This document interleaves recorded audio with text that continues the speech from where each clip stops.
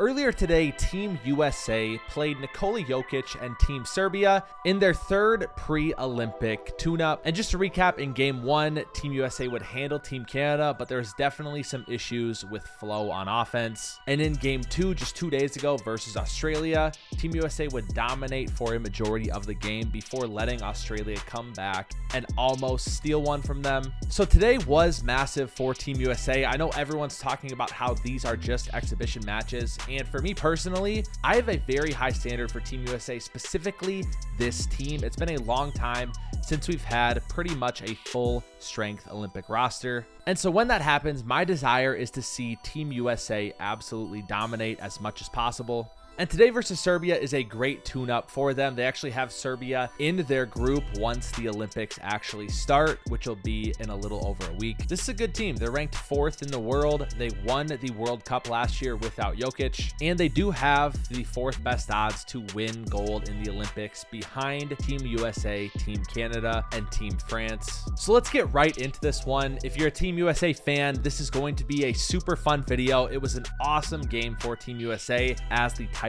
indicated. Let's get right into it. So today, Steve Kerr goes back to Drew Holiday over Anthony Edwards in the starting lineup, but he leaves Jason Tatum in and Devin Booker coming off the bench. Someone in my comment section last game, when Steph Curry went just 1 for 6 from the field and was pretty much an afterthought out there, mentioned that Steph always bounces back after bad games, and he was absolutely right. Steph Curry, matter of fact, scores the first 9 points for Team USA in this one, including 2 threes and this offensive rebound, which led to a jumper. On the Serbian side, they actually did not have Bogdan Bogdanovic, who in my opinion is almost as important for Serbia as Nikola Jokic. He absolutely torched Team France, and he also did not play yesterday in their loss to Australia. They need him on the perimeter handling the ball, obviously his shooting and his ability to run that 2-man game with Nikola Jokic. In Bogey's absence, Alexa Avramovic was on fire early. He hits 2 threes. Early on, Jokic will put this move on Embiid and somehow biff the layup. With Drew Holiday later on him, he'll bury him down under the basket, miss again, but get the putback. And Serbia's up 14-9 early on. After a LeBron fadeaway and a Joel Embiid bucket, it's 14-13 when the second unit for Team USA comes on, consisting of Anthony Edwards, Devin Booker, Tyrese Halliburton, Bam Adebayo, and Anthony Davis. Check out this incredible outlet pass from Nikola Jokic. Serbia was just playing harder than Team USA early on in this one, and you could tell, although they were resting Bogey, this game mattered to Serbia. Anthony Edwards hits this step back 3, tying the game at 24-24, and then immediately gets a steal on the ensuing possession. Serbia again to end the quarter has this beautiful outlet pass. Anthony Edwards almost blocks the layup as it goes in at the buzzer, and we are knotted up 28-28 at the end of the first quarter. Starting the second quarter, Embiid tries to foul bait on Nikola Jokic, and these FIBA refs are having absolutely none of it. We'll talk more about Joel Embiid later, but again today, he's been better than his first game, but again today, we are seeing that Anthony Davis and Bam Adebayo have just been so much better for Team USA than Embiid has been in these first couple Olympic tune-ups. Micic hits a 3 for Serbia, and Serbia's back up 34-28 to start the second quarter. After a LeBron 3, here's a beautiful play where Steph, again, an incredible action. It was a flex cut, hits another 3. USA's up 38-36.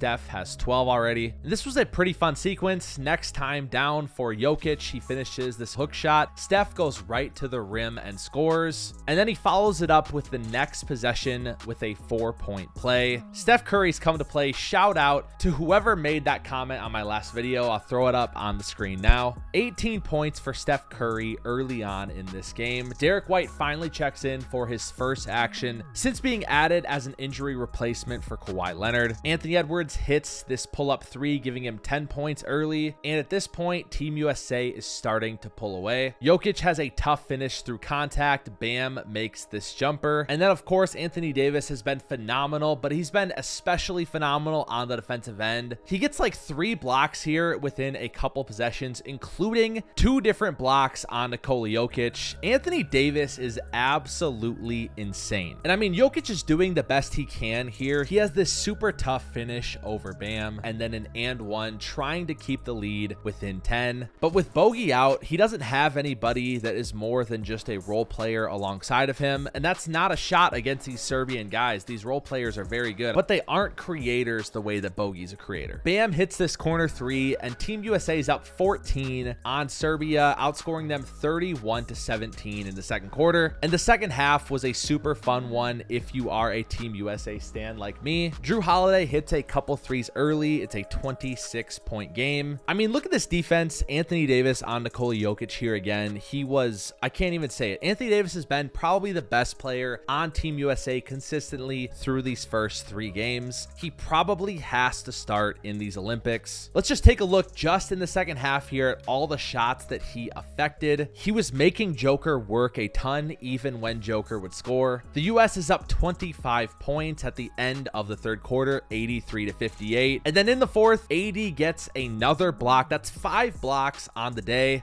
This is where it got super fun if you're a Team USA fan. Here's a nice mid-range from Anthony Edwards. And again, Anthony Davis, another block. That's 6 blocks on the night. It gets better, guys. This fourth quarter was prime Team USA basketball, the team that I believe we've been waiting for. Now, obviously, it's just one game, but it's exciting to see flashes like this because I have such high hopes for this team. The first unit comes in for just a couple more minutes left in this game. Steph with an unbelievable 3 here. He's got 21. LeBron almost has an incredible block, but it's basket interference. And then on the next possession, Bam Adebayo throws this absurd alley-oop to LeBron James, who's about to turn 40 years old, mind you. Then on the ensuing possession, check out this pass from Drew Holiday behind the back without looking to Steph Curry, who of course knocks down the 3. That's a team high 24 points for Steph Curry in this one. LeBron has an and one, and this fourth quarter was so much fun. I mean, Jokic was out for the entire fourth quarter. However, it was super cool to see Team USA recognize that they wanted to finish this game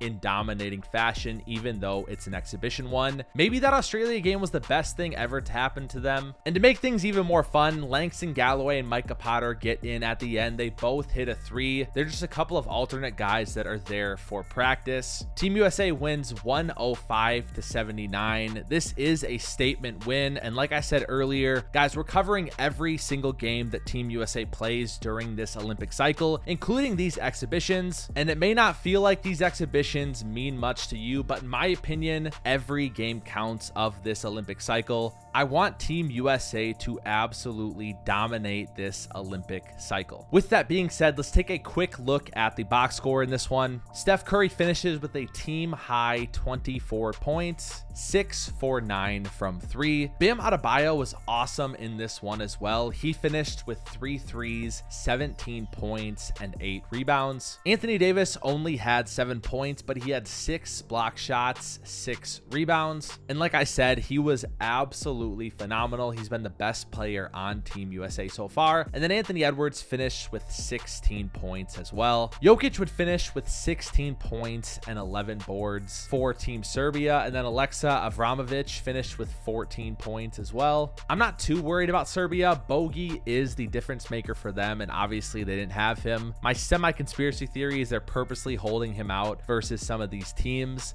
in preparation for the Olympics. But honestly, there's nothing that Serbia or any other team on the world stage can do when Team USA is playing like they did today. They shot 16 for 36 as a team from 3. That's good for 44%. And they only turned it over 12 times as a team compared to 18 times versus Australia. Team USA plays South Sudan in London in just 3 days. Then they'll finish up their exhibition season versus Germany on July 22nd, which will lead us into the actual Olympics next Saturday. If you guys are interested, I'm planning on doing an everything you need to know about the Olympics video. In doing so, I don't know as much about European basketball and EuroLeague, so my goal would be to bring someone on who's an expert in that regard. And that's something I'm passionate about throughout this Olympic season. While I'm covering these videos from an NBA perspective, I would also love to be able to help, even if it's not me, shine more of a light on the international basketball stage and primarily